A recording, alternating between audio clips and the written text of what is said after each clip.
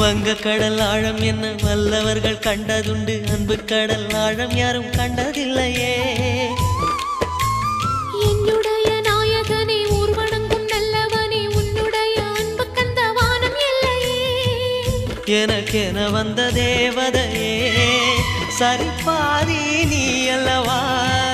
நடக்கையில் உந்தன் கூட வரும் நிழல் போலே நான் அல்லவா.